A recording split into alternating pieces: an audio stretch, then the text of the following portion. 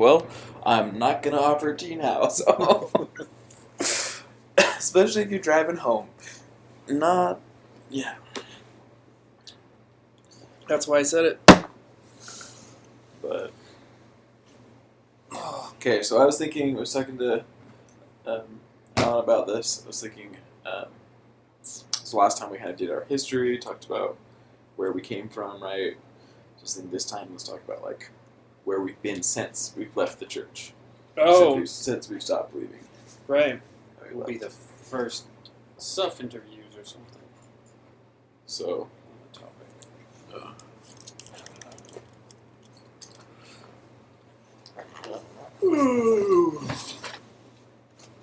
So let's see. Do we need to do a countdown? I don't know. Just need a loud... I just need a loud sound so you can see it. There you go. So you can see it? Yeah, so when you're editing it, when you're coming back, You can see where to start. Oh, that's the beginning. So, well, that's the beginning. There you go. We'll figure it out. We will. So anyways, this time we wanted to talk about where we have been since we have left Mormonism. The answer to the where will you go? It's where have we been and where are we going? So yeah, I don't know. I left the church about 8 months ago now. 8 months ago? Wow, nice. Yeah, it's been about 8 months now. I can't believe how recent that is. Yeah. Yeah, for real. I'm about to celebrate my 3rd year. Yeah, it's been very surreal, good, interesting year. Good in a lot of ways. I guess, I don't know, the only negative has really been, the disappointment from family members, but I feel like my wife and I have both been able to not let that get us down too much, I guess. So... Is that just from your side or from both sides? Much more from my side. My wife's side of the family, her parents, her brother left the church about 10-ish years ago, basically, but he never came out and was like, hey, I left the church. He's not close to his parents at all. Oh, okay. So, they had their chance to, I'm sure they said some really nasty things to him. I don't know. He has no really relationship with his parents. That's too bad. Yeah, I think a lot of it has to do with childhood, and that probably what led him to leaving the church. Sure, yeah. So, my wife. So, anyways, no, her family's actually really, really been really gracious and very nice and non-judgmental and loving and accepting. It's much more my side of the family. I basically haven't really talked to my dad for a couple months. I've talked to him occasionally. Part of that, too, he had a dip down into alcoholism again. He did? Yeah. That's rough. Yeah, so I just, as I've done throughout my life, I brushed him off. I was like, okay, well, I know Dad's not here, and so I'm just gonna ignore it. So, and much more from them. I think they've gotten over it or accepted it in some ways, so I don't get passive aggressive things from. My dad is really the one who was much more passive aggressive and jerky about it. My brother too posts things on Facebook and stuff, but yeah, more my family, and I'm not looking forward to seeing them in person. I don't know, they're very non-confrontational, so I don't know if anyone will pull me aside and be like, have you read your scriptures? Why do you do that? I want to bear my testimony, whatever, I don't know. If anyone, I imagine my grandma will. she helped pay for a large part of my mission, Oh, dear. and she supported us. She actually moved down to Salt Lake when we first got for her first year. She did a church service mission in Salt Lake, moved from Washington down here for a year, lived there for a year. It was really nice to have her family support. So maybe her. But anyways, in Washington, weed is legal, so it will be all okay. We're going up. Actually, we're going up in June or June, I think, for my little sister's graduation. Oh, that's fun. So we will be up there, but So you have a few months to prep. yeah. I don't know. A lot of my family is very, very non-confrontational, so I actually don't foresee much happening, if anything. But anyway, so that's been, I guess, kind of the negative, sad part, kind of losing that relationship. And then also, when I first started leaving the church, first left the church and told my family, part of I said, I'm still the same Alex, that's not true at all anymore. And I am so happy that's not true, because I feel like I have gained so much confidence and just found myself, the day-to-day energy output of having that little tracker in the back of your head, am I thinking wrong thoughts, How's this gonna affect my afterlife? Yeah, exactly. The shame and the guilt. And then I've always been a really curious individual. So I've always been interested in trying new things that Mormonism prohibits, or would frown down upon. And so So you drink Coke now? that. Oh, yeah? Now. I actually grew up. My mom was a personal trainer and went to school for it. So I grew up drinking water, and I don't drink soda at all. I drink water. Okay. And beer now, which It's a much better soda. But it is, yeah. But yeah. Oh, that's for the best. So it's been really good. Just the confidence, and I feel like my wife and I, our relationship is the best it's ever been, and just the possibilities of life have completely opened up to me now. Whereas before, For real. I felt like oh, when I'm old, I'll go on a mission with my wife, and that will be fulfilling The and good, ultimate. something I want to do. No, I'm so bad.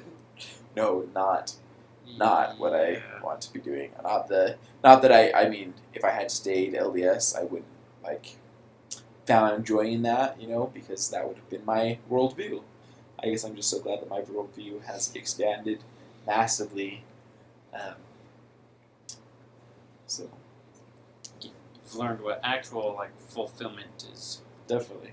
Well, and it's funny because what actual fulfillment is for you is something that you probably have never been able to actually Even contemplate explore. or understand. Exactly. It's funny because it's I could see people being well, what what is actual fulfillment? And it's I don't know. It depends on different people, and different people have to figure that out. And exactly. And the problem, though, as a member, you're not allowed to. They tell you what fulfillment and equals. in a lot of ways, you really can't. And it's awesome. And if you didn't check off the boxes, then you weren't fulfilled. Well, there's only a certain very narrow way to be that it's approved of, And I think that's something that most expos feel the liberation of. You can express your individuality, right? You could actually figure out who you are, understand that. That's something that kind of blows my mind now, that I would have lived my whole entire life without ever feeling like this and having those options, and I'm just very happy that I'm not Mormon anymore. Yep.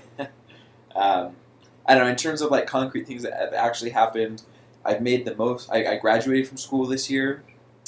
That was before transition. I've been, the job I have now, it's the most money I've ever made in my marriage or in my life, which is not saying much because I'm a millennial.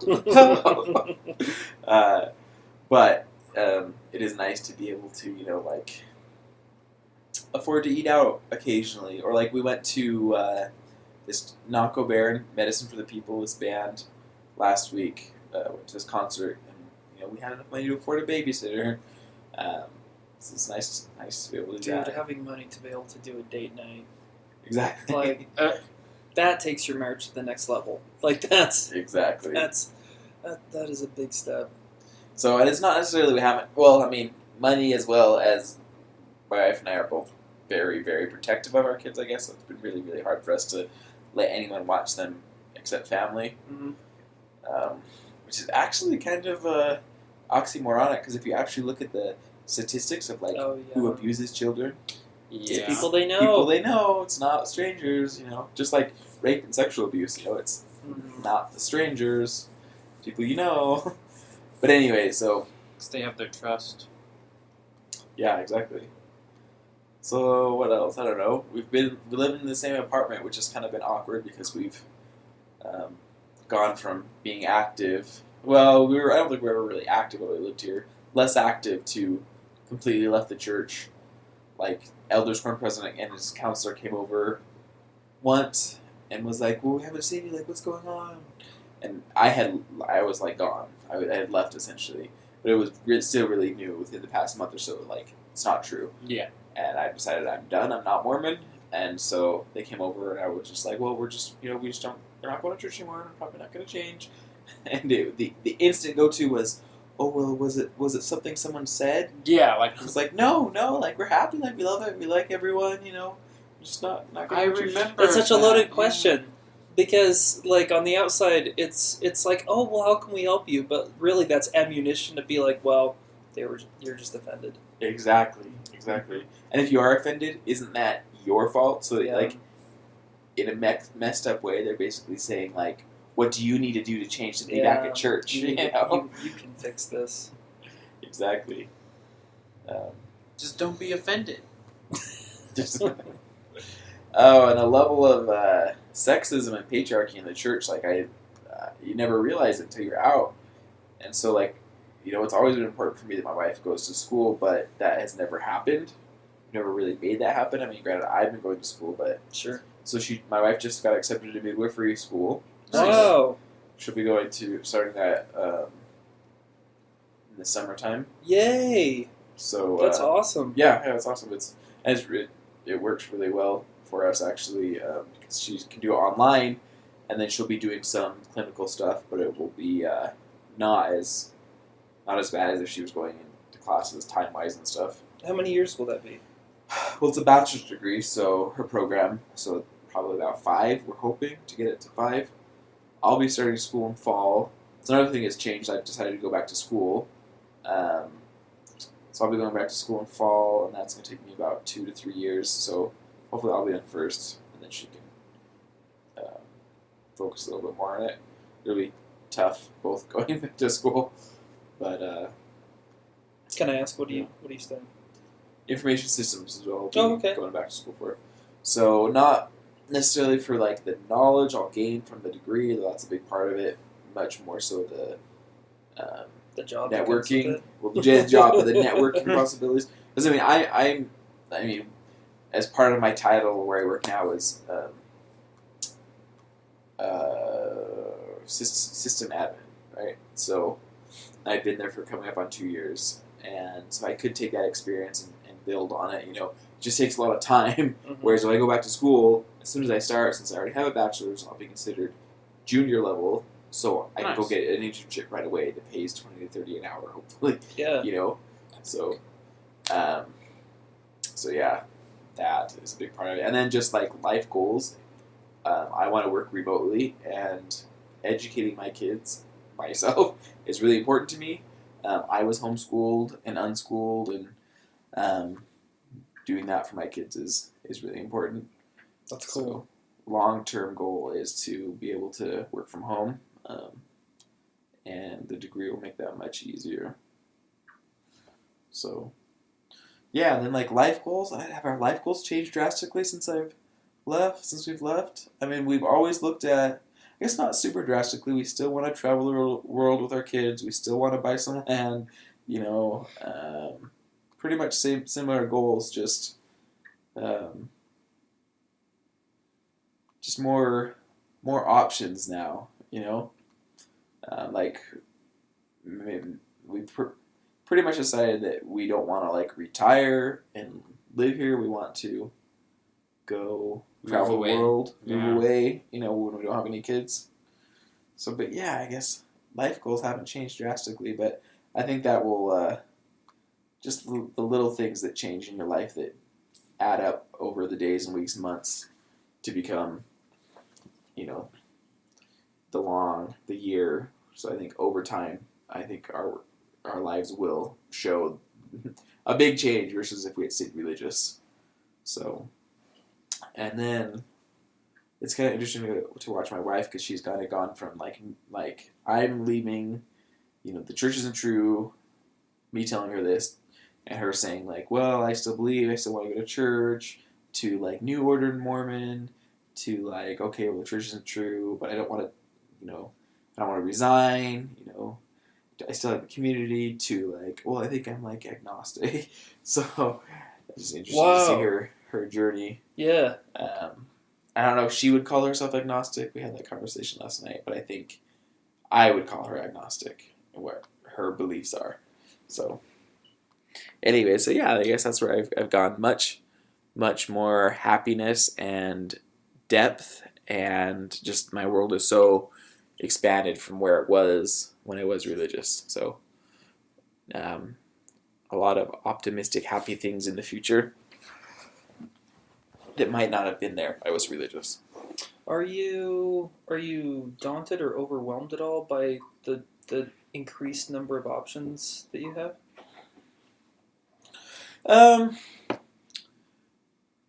No, I wouldn't say that. I sometimes wax philosophical and think like, well, you know what? All the the purposes to life that humans have assigned, those are man-made. Like, what is the point? What is the meaning? Like why? Why? Why anything? It presumes that there is a meaning. So the latest, I think there was a post on Facebook, and I said I am a anarchist, hedonist, humanist. So like I believe that people should be self-governing, but I believe that people are like the most sacred, important thing in our world. But I also believe pleasure is a worthy pursuit, as long as you're not hurting other people. Yeah. So. But things that are pleasurable, yeah, just in general. So not like daunted necessarily or like overwhelmed with the options, but more so just sometimes like, well, what is the point? That conscious realization that the point of life is what you ascribe to it. So existential dread. No, it's not so much dread for me because there's so many things in life that I enjoy. So even if I don't think I could ever become super depressed and down at like the pointlessness and meaninglessness of life, because there's so much stuff in life that I enjoy, and to me pleasure is pleasurable, and I don't have any guilt in feeling pleasure anymore. So I don't think I'd ever really like that would get me down. But that is rad. Yeah. So, what about you, Lance? What about me? Yeah. What about me? I think, because I took a lot of time last time, and so I think we should have Alan go next. Okay, I was thinking of trying to keep it about 20 minutes each. Okay. Then we can get out of here not too late. Then you got a family to go back to. Yeah, they're all asleep. Were you painting? Was that what you were doing? I was painting, yeah. Can you tell? Is it on my shoes? A little bit. Yeah, that's what I was doing. We're installing a half bath downstairs, so. Oh, nice. Nice. But, what have I been doing? So, I always have a hard time with marking down where this begins for me because I officially started leaving the last month of my mission, which was, is it 2017? Holy crap, it was 12 years ago. Wow. And so, but like I got married in the temple, and tried to take the believing route for a long time, and kind of told my wife about it a few years into the marriage when I was realizing that my doubts weren't just kind of fleeting ideas. Yeah. But again, kind of shelved it, and I think I kind of consider late 2012 when things happened, and probably more into 2013. So going on 4 or 5 years now, but let's see when. Oh, geez, what was happening around then? Since I left back then, I started to. I don't know. Like it's funny. I asked the questions I did to you because I think I have kind of more nihilistic take on life. What does that mean? I'm not sure. What does that mean? Nihilism or nihilism? Nihilism. I say Is it- nihilism. I always call it nihilism, but nihilism, sure. Kind of the. I always have a hard time explaining this, but it's kind of the. Wait, we have the internets. We have the interwebs that we can look. You give your definition, then I'll give Wikipedia. So Okay. better. So I kind of my personal view of my personal approach to nihilism is that in the end we're all going to turn to dust. So who gives a shit? Kind of not almost like annihilated, like. Kind of, yeah, like nothing, nothingness. Like right? there is nothing. I mean, kind of like you said, like there is no inherent purpose to what we're doing when you come at it from the approach of atheism or agnosticism. Like we can infer meaning, humanism or whatever, but in the end, like we're going to turn to stardust eventually. So what's the point? And I don't say that to be a downer, because I think that what Alex is saying is rad, but it's just kind of where my mind kind of naturally flows to. I think that's totally natural. I think that's one reason why so many religious people have such a hard time understanding a world without God. It's true. But I've always been kind of a nihilist, even within a religious context, because, like, what the fuck are you gonna do for eternity? Exactly. Pop out babies and like make worlds. That always has been like, all right, like that moment when you cross over from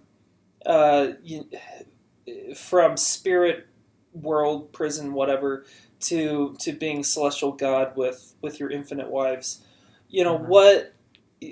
What then? It's like, oh, go create worlds, but then what? Oh, go create more worlds, and it's like, man, this just does that sound this fun sounds to you now? awful. How would that be fun then? Right? Yeah, and so same shit, different century. Yeah, it's so. But you see, like from my perspective, in that way, like nihilism, like is kind of inherent both in agnosticism and atheism, and in like eternal perspective as well, and so. I don't know when I left, and stopped going to church and was kind of pulling away.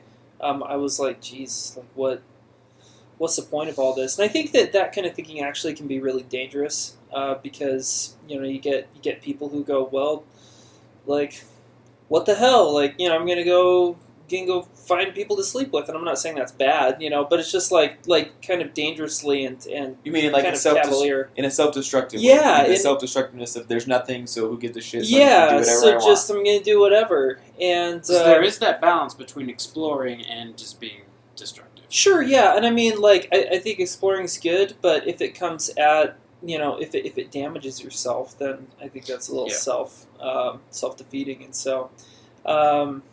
So, I had to kind of grapple with that, and like I didn't actually end up doing anything, but that's where my mind went, and so I spent a few years really trying to understand where I kind of sat with things, and in the middle of that, there was a lot of I had a big job change. I was working at backcountry.com at the time, doing Google search marketing for them, but a year later I got a new job at Adobe, doing Google search marketing for them. Woohoo.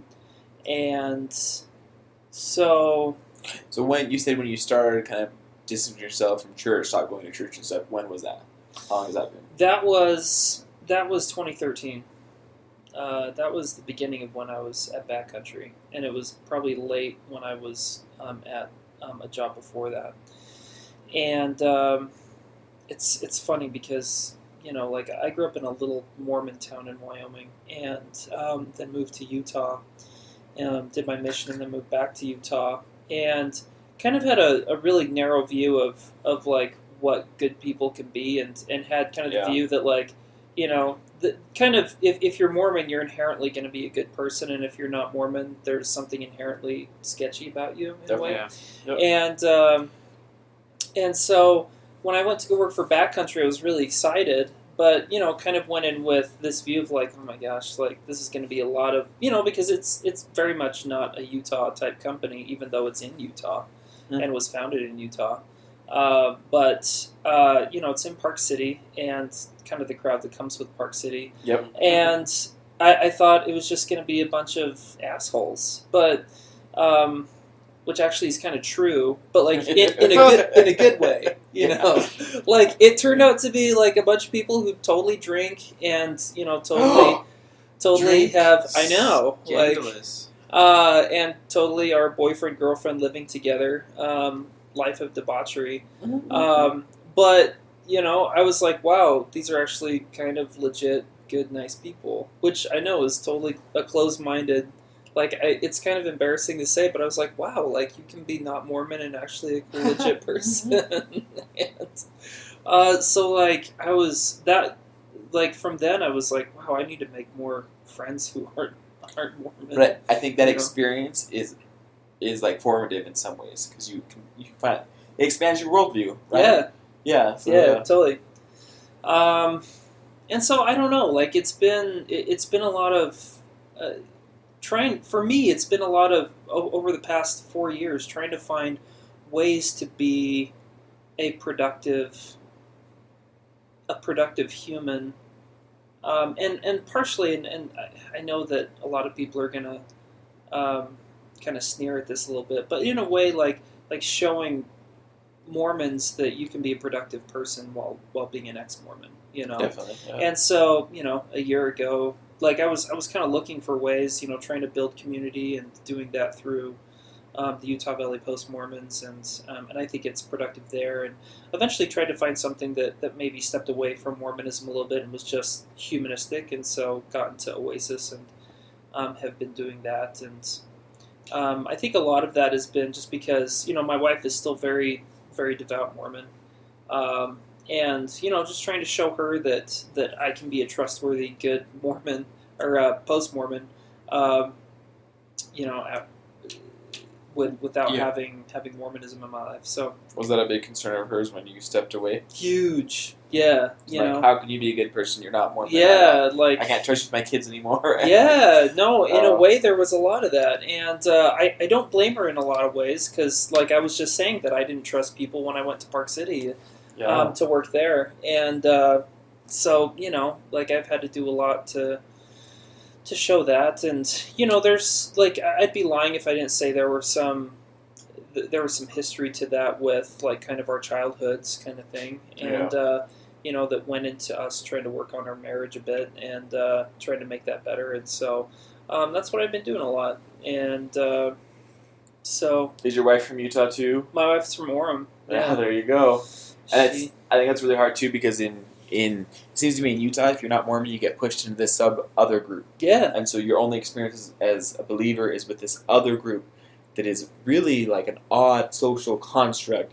Whereas, like, if you go to a bar on, like, any night of the week, you're going to see people dressed in hoodies and T-shirts and jeans and suits and formal wear because they got off work and they go to the bar. Whereas here, if you go to a bar, like, the bar is like the seedy, nasty place, the seedy, nasty people to hang out with. Mm-hmm. Super sketchy. Yeah. Like, yeah, it's not somewhere that, like, normal people go. Even the Nevermos are, like, freaked out about it. That does make sense, even though, like, when you say it out loud, it's like, yeah, the fuck? Like, you believe that, Like, yeah. So I don't know. In a lot of ways, like I get where she's coming from, but we've had really good. I mean, like I'm not ashamed to say we've had really good marriage counselors that we've worked with to help us kind of work on this, and we've been through 2 now. Not because of anything. You burned the first one out. Huh? No, it wasn't something like that. It was just like that person was kind of had some bad health, so we had to find a new one. But they both were really good, and so so there's a lot of that. But she's my wife has been really good. She's been it's crazy because since we last met, she's been working really hard to try and understand me and understand. Maybe not necessarily delving into a lot of the issues because she doesn't necessarily feel like that's healthy for at this point, and I can respect that. But trying to understand where I'm coming from as far as what I feel. Yeah. And so she's on the Feminist Mormon Housewives Facebook page. And, She listens to the podcast? She doesn't listen to the podcast. Okay. She's just on the page, kind of more the Housewives support group portion of it, okay. So like when someone's like, hey, I've made this craft, she can, be a part of that kind of thing. And also, she, in this sense, she found a couple books that were really that I guess I haven't read them. She just barely bought them and started reading them, but they are for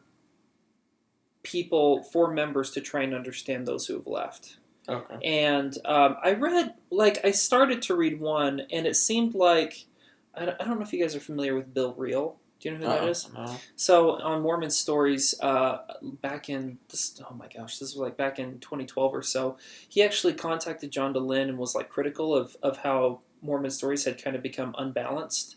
And obviously it's way bounced way in one direction now. Yeah. But at the time, John was trying to keep things a lot more balanced, and I guess this guy felt he had lost some balance, and so John was like, all right, come on and tell me your thoughts. And so they had an interview, and John kind of grilled him on a lot of stuff, and it turned out to be really interesting. Well, that guy eventually joined FAIR and was blogging and podcasting for FAIR, but became too progressive for FAIR. Yeah.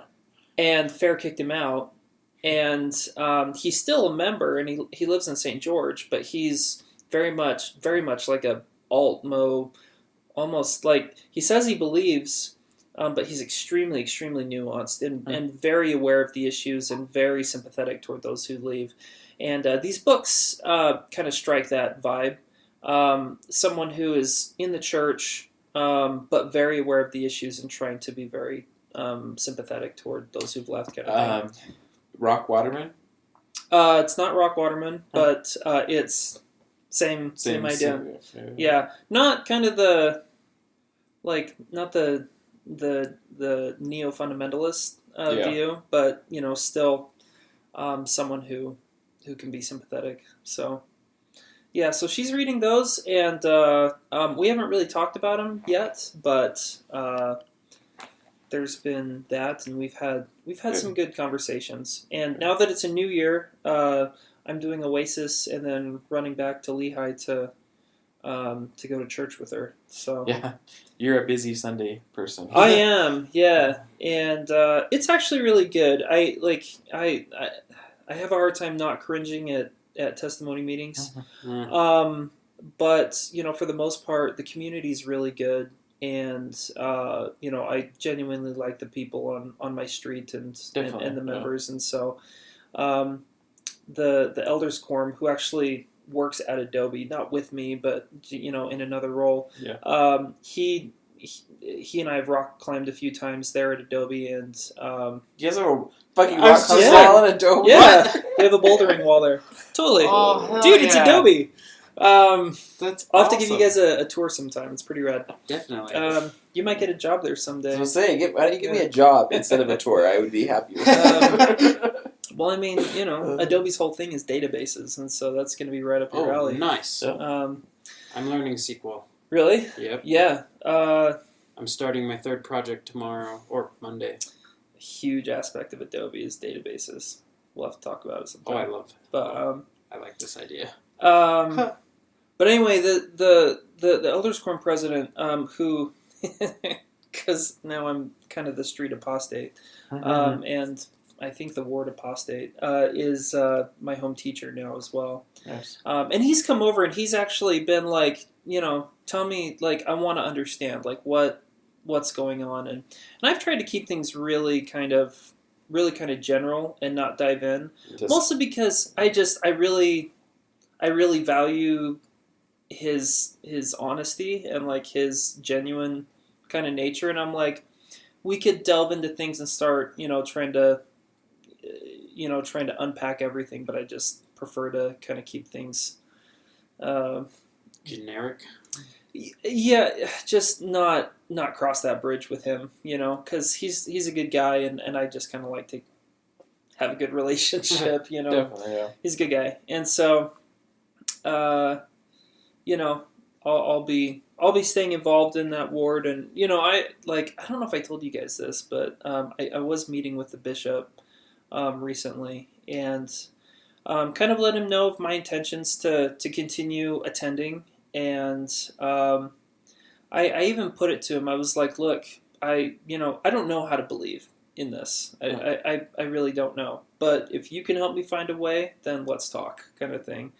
Mostly because, there's, I don't know, it's weird. Like, even, like, I've left the church and I feel I'm happier, kind of thing. But there is, like, the cultural Mormon in me that, definitely, like, especially because, like, I grew up in it, that's like, I don't know, like, kind of like Cypher from The Matrix, wanting to take the blue pill again, kind of thing. Definitely, yeah. And I know that, like, a lot of people will think that's really weird, but, it's just one of those things where I was like, if you can figure out a way, it would make it easier on my marriage, that's for sure. I was going to say, I was like, what's some of the most important things in your life? Probably your wife and your kids, right? Yeah. So your wife is very DBM, it sounds like. Yeah. Very much so, and her family is as well. Your foreseeable future isn't going to change. You can't bank on, like, oh, one day she'll leave. Maybe she never will. Yeah. Right? Yeah. And so that makes complete sense that you would. Yeah. Yeah. So I don't know. I think it kind of comes off as kind of what, like, kind of like a wuss, but I don't know. It's what it is for me, and I let the bishop know, and I even let him know. I was like, dude, I would, like, if you had a calling for me, I would take it. Just mostly because, again, like, staying involved with the community. Yeah. I think that the community is good. I think if you can, even if you've left the church, if you can stay, like, if you can have good community, that's never going to be a bad thing. If the community becomes harmful, then that's a bad thing, and I would never advocate for that. Definitely. So I think that's why a lot of people begin questioning, because they socially don't fit in. Yeah. And so their community has become something that's not good for them. Yeah. So, yeah. And it's funny because that's actually a huge reason. That's really funny, because this book that my wife is reading right now talks about how the social aspect, the misfit, phenomenon, is a huge reason that people leave. And for me, that's totally the case, because I'm not a natural leader kind of guy. I'm not like an elders quorum president, bishop. I'm not someone that's like, that guy can lead. I'm the guy who doesn't do those things. I'm the guy who tries to fit 3 chairs in my hand to show off. Like, that's when stacking chairs. I don't know. I don't know. It like, I'm trying to get back in the community, and this ward has been so good that it's made it hard to not at least feel like I should give it a try, because they've been really good, like abnormally, like good people, and when that happens, it's hard to hate the church when the community is that good. So definitely, I don't know. That's kind of where I'm at. So, well, I mean, also you were talking about nihilism a little bit. So I mean, if you come to the point of like, well, there's nothing, life is nothing. So like you talk about talking to the bishop and saying, well, help me find a way I can believe, right? Mm-hmm. And to most ex-Mormons, that would be like, wow, you're, what are you thinking, right? Mm-hmm. Yeah. But like, if you're at the point of nihilism, and if that's something that resonates with you, what does it matter? Yeah. In the long run, what does it matter? Are you going to be happier believing? In a lot of ways, you probably would be. Yeah. Especially since you're going to be attending. Your kids are raised in it. Your wife is, you're in Utah. All your in-laws, I'm sure. So yeah, that would make it easier. And it's one of the reasons. Like it's funny because I pose it to him. I don't think there's a way because he and I have spent probably 5 hours total talking about it, and like we sat down once and I put it out to him, and like put the idea to him, and he was like, all right, well I'll go. Like he and I talked about it for like 2 hours, and he's like, all right, well I'll think about this and pray about this and go to the temple over this, and then we'll talk. And he came back, and I was expecting like homework, like I was expecting to be like, all right, well, I talked to the stake president, and he had these resources, and all this kind of stuff. He came back. He was like, "I got nothing for you.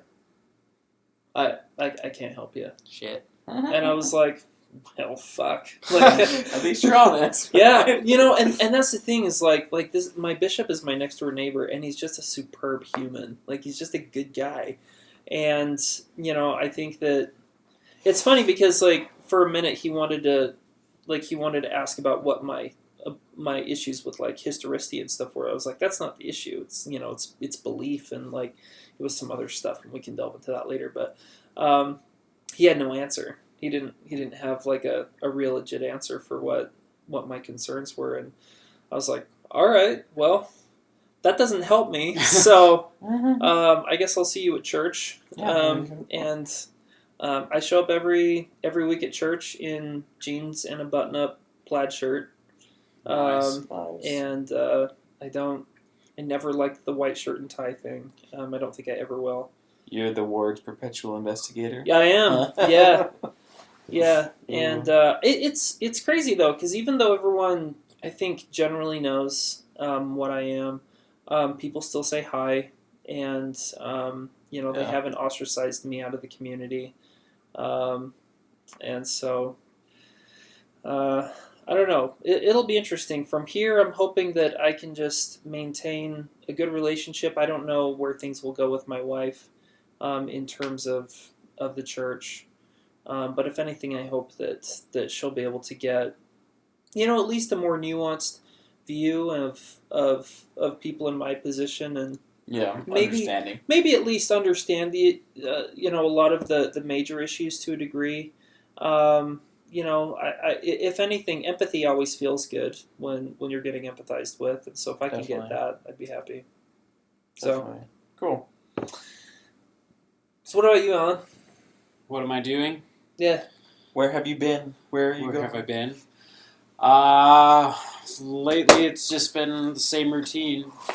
Go to 2 coffee meetups a week and yoga on Sunday. You go to 2? Do you, all on Sundays? I go to the Saturday meetup and then the Sunday meetup. I didn't know there was a Saturday. Yeah, Starbucks at 10. Which Starbucks? The one in by Macy's, yeah. Oh, red. Oh.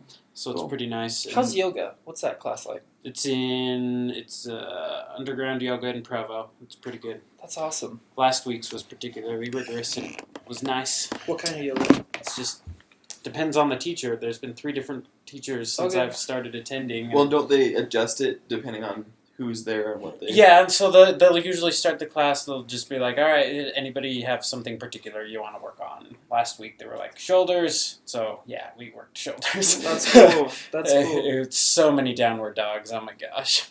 I love yoga. It was good.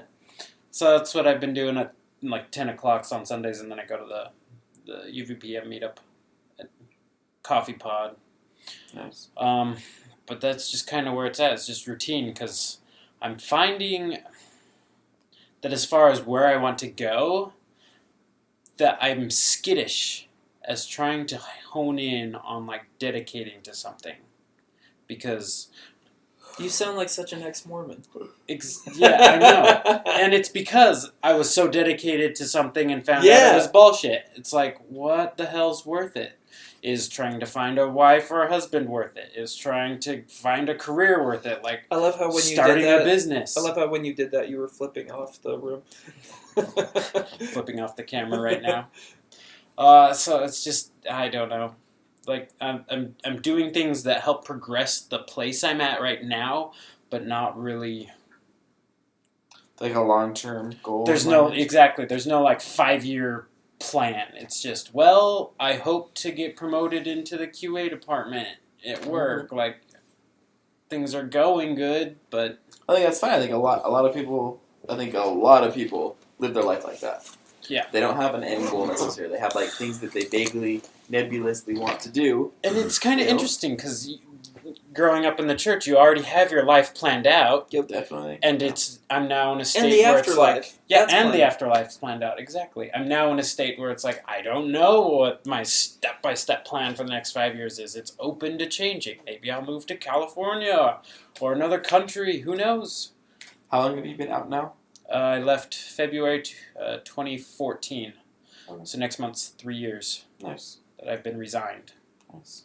You gonna smoke one of those cigars for your 4-year anniversary? The 3 or 4 year anniversary? Yeah. So, yeah, I don't know where I'm going. We'll discover. So since you, thinking back 4 years ago when you left the church, what were like noticeable things? Because for me, it's only been 8 months. There's been a lot of really big changes in my life in 8 months, and a lot of really good ones. So in that first period after leaving the church, what were some changes in your life that you noticed? Bit good or bad or neutral? After I've left, I'm way more upfront with just in general, but especially to my family. Like, I don't hide shit. My parents and everybody knows I drink coffee and alcohol. Like, it's just, and they all know I'm bi. Well, I was about to say, like, your dating life has probably gotten way better, right? Well, it's, I don't know. I mean, Better, at least you can feel more open about it and not feel guilty about it, right? Yeah, they still make the assumptions. Like, the last time they found out I was on a date, they're like, oh, what was her name? I'm like, well, his name was this. And they're like, oh, that's right. I'm just like, yeah, I don't fit this little thing that, like, maybe, cause since I'm bi, eventually it could be a girl who I'm dating. It's just like, it's whoever's fitting me is who I'm going to go out with. Definitely. But yeah, I'm just questioning everything. Like, what's the point of trying to form a marriage in general, settling down with one person, or what's the point of going for one career if you have enough money to survive? But then what's the point of just surviving? Why not, like, become this grand trendsetter or something? I have no idea. Yeah, I think the church tries to focus on things that are of great importance to a lot of people, like goal setting, mission, family, right? And they places those in the very high levels of like, this is important in your life, do this. Yeah. Right? So I think you're on that journey of figuring out what it is what's important to me, important to you in your life, and once you get there, then I think the path to what you want, just naturally opens up. Which is I guess I'm kind of in the state because I paid off my debt last month, and this was a 5-year goal, and so I am at a state where I now have no goals.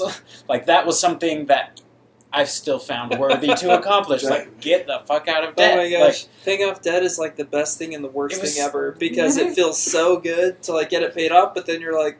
But it was almost like leaving Mormonism again. It became a spot where like, I can now choose what I do with this money. It isn't earmarked for this stuff. It's like, how do I handle this? It is very interesting. Why did you pay off the debt in the first place? It was just, I don't know, part of it, the belief of that I was now a slave to this, so I wanted to buy my freedom again. It just felt like a noble thing to not own, I don't know how to phrase it, but it just felt right, so I did it. Not be a cog in the machine of consumer capitalism. There was also a lot of bad emotions tied to what that debt entity was, so I just like, yeah, I remember getting rid of that was getting closure for choices I made 5 years ago and desperation and garbage Definitely. and bullshit. So it was just this nice closure thing. So the last month I've just kind of been like, now what? That's been taken care of. What do I do now? So you're almost like decompressing right now from paying off that debt. Mm-hmm. I've already spent all of my last paycheck. I've got like $50 left. There you go. So I definitely made use of it. Was it the hookers and blow? Oh, totally. Good. No, I don't. Never paid for sex. No, I don't like. I think this year is now just kind of trying to figure things out. Like, I don't know. What am I going to do with my health now that I have money to afford food? Like, I don't know. We'll discover. You sound like such an ex-Mormon. Yeah. I say that jokingly, but like it's like Alex says, like once you leave, all of your sense of purpose is totally up in the air. Yeah. At least it can be, you know, Definitely. because At least for me. Because like your sense of purpose was built into your life, and now it's gone. And for me, that was something that's very important, figuring out what that is for me. You know? I feel like you're talking about, it's built into your life. It's such an integral part of your life. So, I don't know. Alan, do you identify with any philosophical leanings? No. No? No. I don't have to. Nope. Well, you said you paid off your debt because you wanted to be freedom, right? It was very freeing. So you moment. value I was free freedom. of the debt. I was free of the emotional garbage that was tied to that. It was just. It was a very similar feeling, not quite as tingly, but very similar to when I realized, wait, the Book of Mormon's bullshit.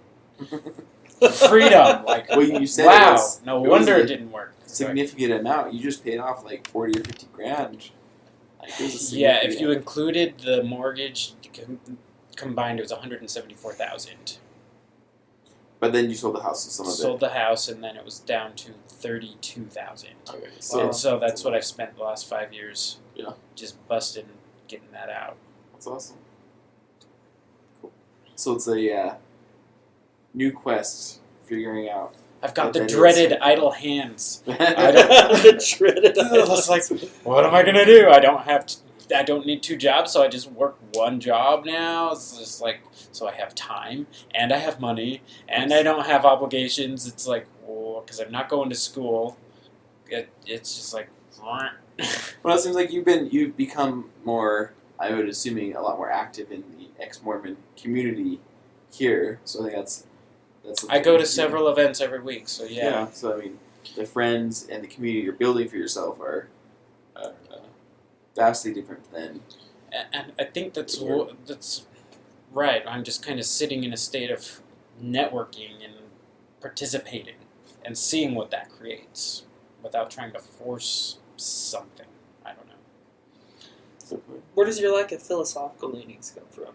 Philosophical? I have no idea. Because like when we were setting up Oasis, you were like the one guy who didn't want us to affiliate with Oasis. That's You wanted right. us to stay I was with the one Community of Good. nay voter. Like, no. And I remember you were like, it's because like I just want to not be connected with anything. I want us to just like be us kind of thing. Like, where does that come from? I don't know.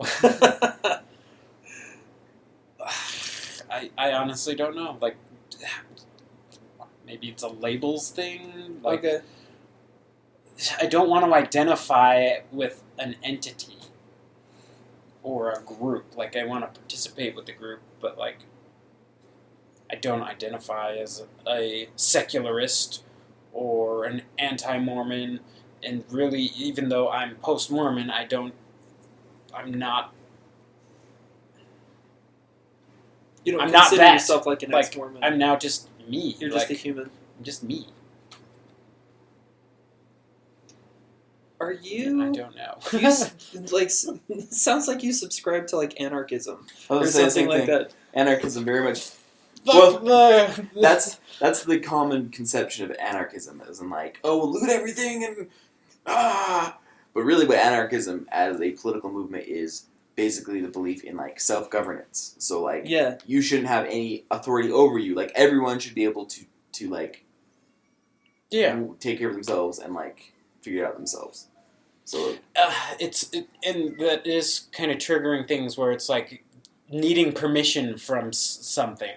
Whereas if I'm part of Oasis, it's like I would need to fit the 5 Oasis values, and I remember posting my opinion about all 5 of them. I remember that. I was just like, this is why it's like why I voted no. Like it's just. It feels confining. It goes back to the freedom thing, I guess, with the money, where it's like I just want to not be confined. You don't want anyone to tell you what to do. Yeah. So do you feel like you're going to continue to pursue this idea of freedom, or are you even questioning that still? I have no idea. I just live it. I just do what fits me. And when it's something I'm doing no longer fits, then I stop it. I'm like, I don't know. Like, there was a major period in the last year or two where I was exploring my sexuality, and now it's like, meh, okay, I did that thing, now I know it. Like, now what? A year or two of trying all the different alcohols, and now it's just like, okay, I know I like this, and everything else is just alcohol. Like, I think there's pleasure. It kind of gets to the point of I've explored it, and now I just kind of, it's no longer a thing. But I think there's pleasure, at least for me, the other week or two. Asked my wife to get a particular beer, and it wasn't like this new novel thing. It was like, this is just a part of my life, and recognizing that, and realizing, oh, like I've changed, like, and like I get satisfaction from that, from knowing that I was at this place and now I'm at this place, and it's just like now, like drinking alcohol occasionally is just a part of my life, and it doesn't. It's not special. It's not new. It's not novel. It's just it's a thing. Who I am. It's just a thing, you know. And I think those things creep up on you over time. And so, like you're saying, like experiment with your sexuality, drink alcohol. Like now you know that. So like it's not necessarily like a bad. It's like depressing thing. Like you discover that about yourself, and you can enjoy that throughout your whole entire life. Yeah. I don't know. It's now become part of my. I wouldn't say daily routine, but like it's just a thing that happens. I'll have a beer a couple times a week. Yeah. It's no longer... It doesn't spur up all these emotions of, oh my god, I'm buying a beer. I'm drinking a beer. Woo, rebellion. Like, it's just, I'm drinking a beer. Yay. It's so funny because, like the part of me that was Mormon... Like here's the complete like ambiguity that is like what your life is right now, and is like disconcerted by it. That I'm non-committal to anything. Yeah, but like, how can you hold on? Like, like how can you put how me do in a you nail box? this down? Yeah, but like the post-Mormon in me is like, yeah, this is good, and it's what was the.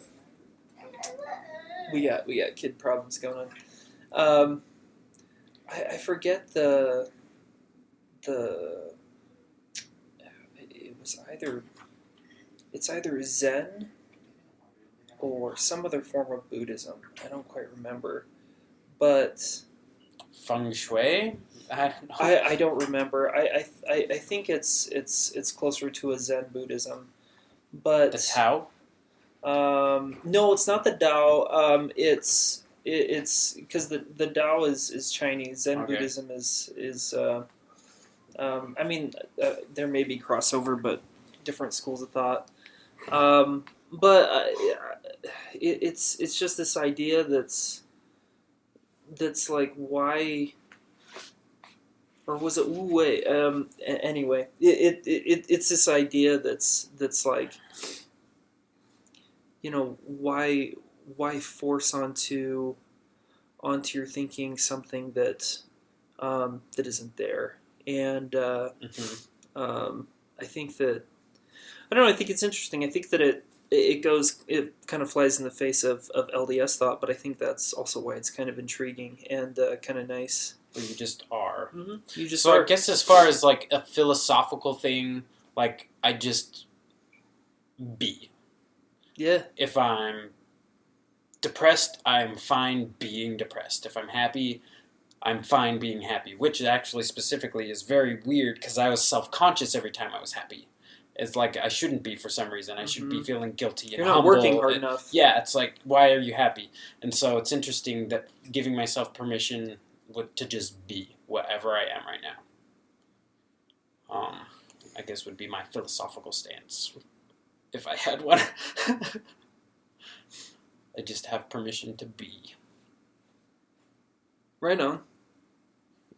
Sweet. Such different areas that we're in right now. Yeah, definitely.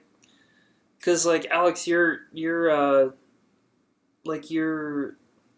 I almost said descent out of Mormonism, but I think it's more of like an ascent out of Mormonism.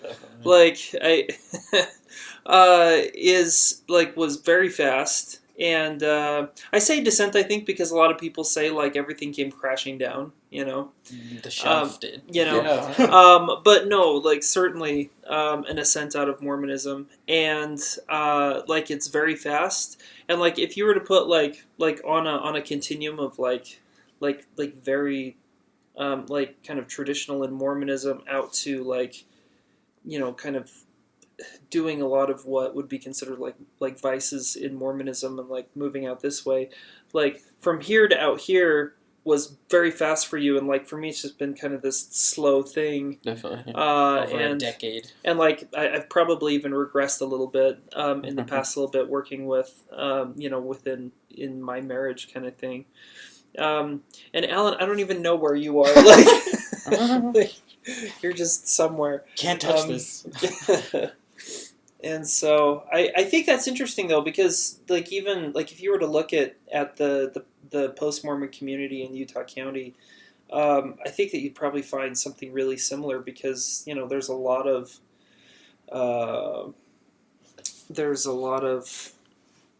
New Order Mormonism happening in Utah County. Definitely. Even within, not necessarily at Adobe where I work, but a lot of people that I know and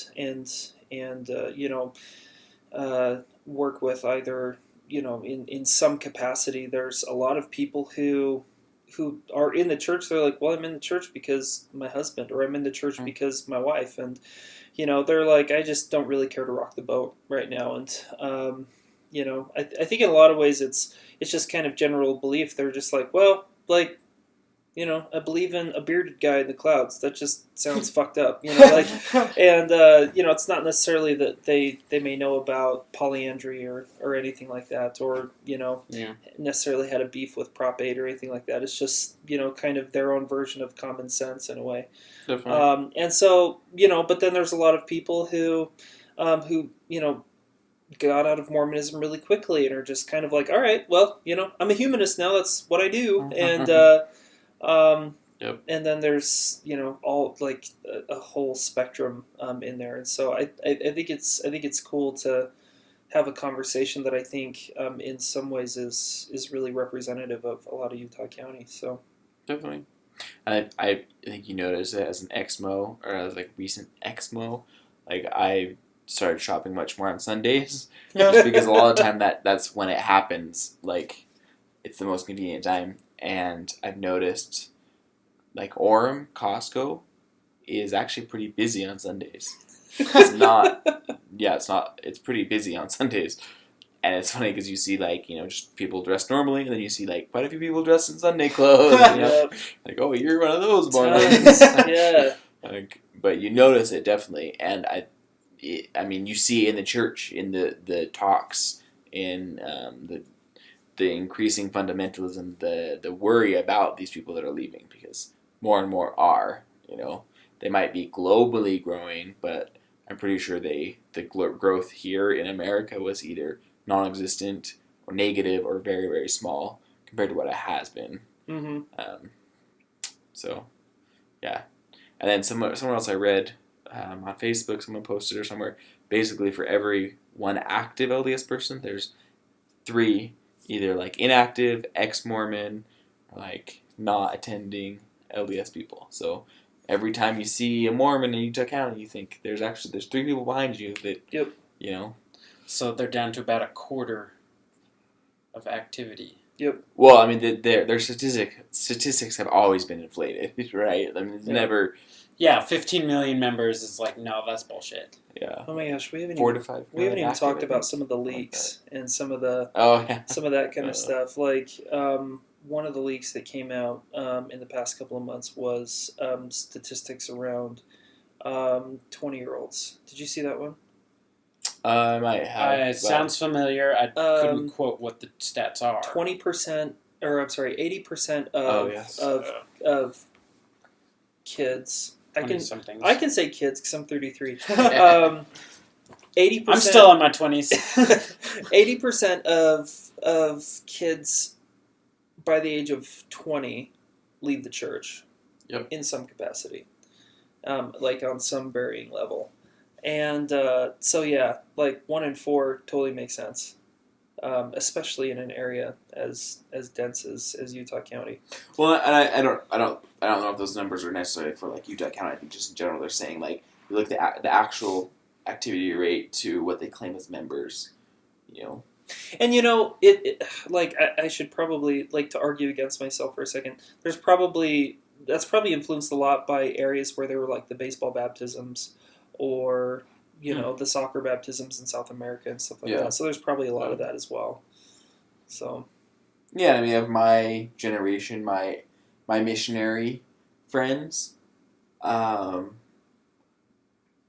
other is like New Order or like Left that I know of. I don't know of any others. So like, I don't know if it's like maybe I don't know them or if it's the mission that if they go on a mission, they're less likely to leave the church probably. But interesting. I don't know. Then again, there are like I know a lot of high school age kids just because of my job and not know, but like I see those groups and a lot of them are not LDS. I don't know. Yep. So, yeah. Well, this has been interesting. We should probably cut it right here since we're a little bit at an hour. Insert sign off.